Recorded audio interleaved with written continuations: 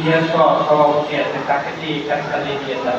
এটা বড় বিষয় না, বড় বিষয় হলো আমাদের গীতা পরিষদের মূল উদ্দেশ্য হলো যে গীতা আমাদের ছেলে মেয়েরা যাতে গীতাকে ভালোবাসে, গীতা পঠন পাঠন করতে পারে, বিভিন্ন অনুষ্ঠানে গীতা আবৃত্তি করতে পারে, গীতা শ্লোক বলতে পারে। বান্দরবানে যখন আমি জেলা প্রশাসক ছিলাম, বান্দরবান সরকারি স্কুল, যেটা জেলা স্কুল বলে এখানকার মতো, তো ওই স্কুলে একটা অনুষ্ঠান অভিভাবক সমাবেশ আমাকে নিয়ে গেল।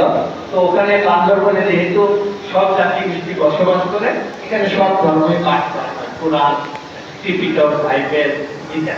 দেখা গেল 3 ধর্মই পাঠ হলেও গীতা পাঠ হচ্ছে না। পাঠ না হওয়ার কারণ হলো যে ছাত্র একজনকে ঠিক করেছিল, সে ভয়ে পালিয়ে গেছে।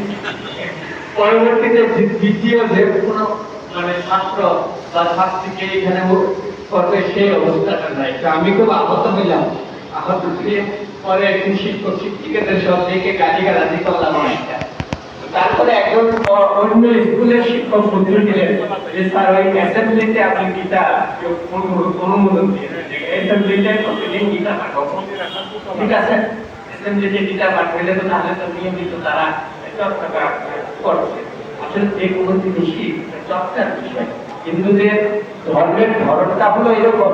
আমি গত মাসখানেক আগে আমাদের গ্রামের বাড়ি নবীনগরের লাবণ ফতেপুর গ্রাম, আমার ছোট বোনের ভগ্নিপতির সাথে কথা হচ্ছিল। সে বলল যে হিন্দুর ধর্ম কখনো নষ্ট হবে না, কখনো বিলীন হয়ে যাবে না। এর প্রধান কারণ হলো এটাই, হিন্দু তার ধর্মকে নিজের গৃহে ধারণ করে।